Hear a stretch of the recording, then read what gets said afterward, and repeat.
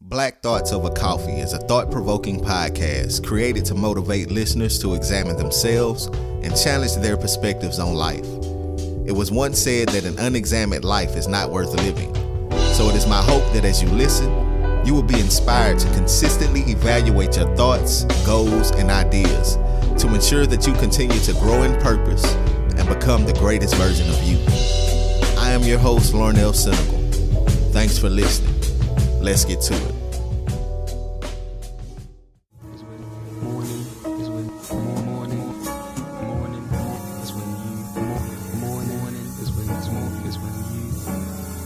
Morning is when you wake up.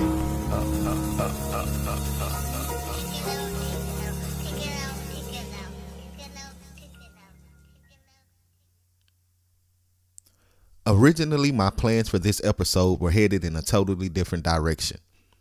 I had intended on talking about the government shutdown and the impact it was having on people I personally know. I had set up an interview with a friend of mine who happens to be a federal employee and unfortunately had to endure those 30 plus days without a paycheck. I wanted to gain a deeper insight of the shutdown from her perspective. That is what I intended to air today. However, as it most often does, life happened, and those intentions were derailed by an unforeseen and unfortunate tragic event. A little over a week ago, I woke up to a text from one of my best friends.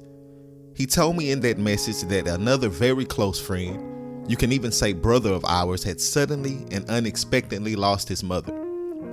Needless to say, the shock of reading that news hit me extremely hard. We all practically grew up together, and although we didn't share the same blood, we were family, and my heart was in pain for my brother and his family because of this loss. I immediately canceled all plans and drove back to my hometown of Port Arthur to be with my boy and his family and support them in whatever way I could. At times like these, just a loving and supporting presence can do more than you think.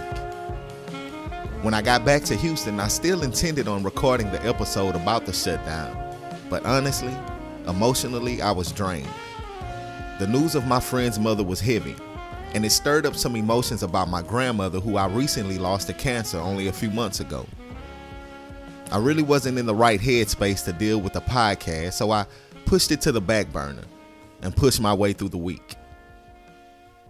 Once the weekend arrived, my wife and I went back to Port Arthur to attend the funeral services, and although watching my friend and his family having to say goodbye to their mother was hard, I was able to find a sense of joy in seeing how strong they were together in such a tough and emotional time. They found their strength in each other, and it was encouraging. Later that night, after the funeral, we all gathered together at my friend's parents' house, a house I spent plenty of days laughing and clowning around when I was growing up.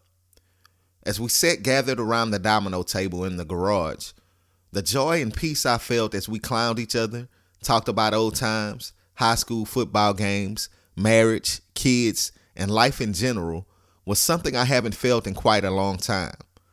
Sometimes all you need to get through the hard times is a glass of Crown and a conversation with your brothers. In the middle of our shenanigans, we found our way to the topic of just how many people attended our friend's mother's funeral. There was standing room only inside the large church, and I believe someone said that this was the largest crowd the church had ever seen. We were all amazed at the amount of people she touched and impacted in her own special way. But that is how she lived her life, unselfish and loving, and it showed with just how many people came to pay their respects. Of course, my friends and I, being who we are, could not let the moment pass without a humorous observation. And one of us made the comment about how we have to start treating people better, because when we die, nobody is going to be at our funeral.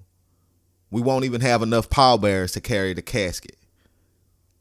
The joke made everyone in the garage fall out in laughter, and I think I may have even spit out some of my drink, but it definitely served to lighten up the mood.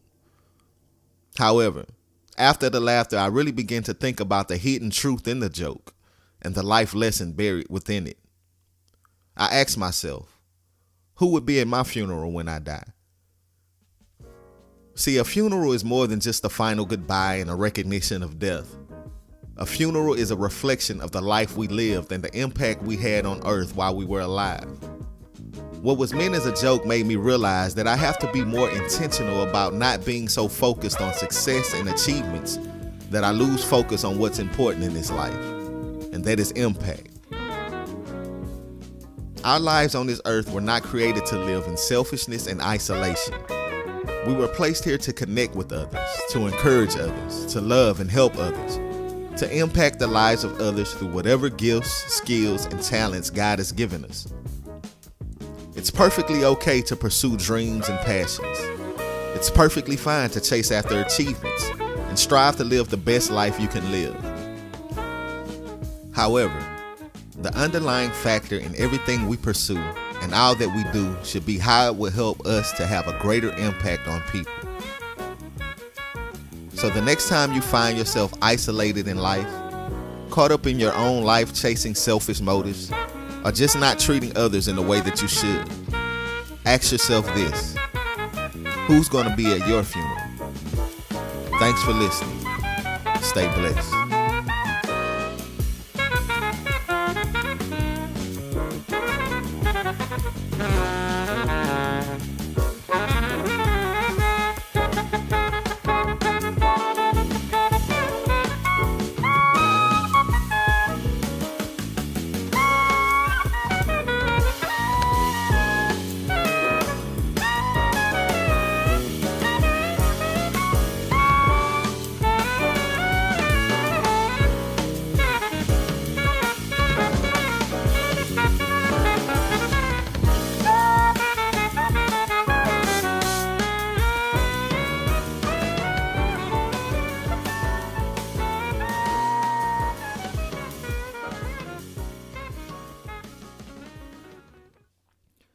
Thank you guys for listening to this episode of Black Thoughts Over Coffee.